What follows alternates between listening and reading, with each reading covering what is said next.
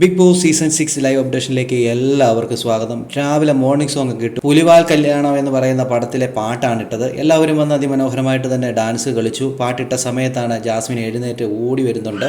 അത് കഴിഞ്ഞാണ് ജാസ്മിൻ വന്ന് ഡാൻസ് കളിച്ചതൊക്കെ. അത് കഴിഞ്ഞ് മോർണിംഗ് ആക്ടിവിറ്റി കഴിഞ്ഞു. മോർണിംഗ് ആക്ടിവിറ്റി ഇതായിരുന്നു. ക്യാമറയുടെ അറ്റൻഷന് വേണ്ടി ഇവിടെ ഡ്രാമ കളിക്കുന്ന ആളുകളുടെ പേര് പറയാനായിരുന്നു. ഭൂരിപക്ഷം പേരും പറഞ്ഞത് ശ്രീരേഖയുടെയും അതോടൊപ്പം തന്നെ ജിൻഡോയുടെയും പേരാണ്.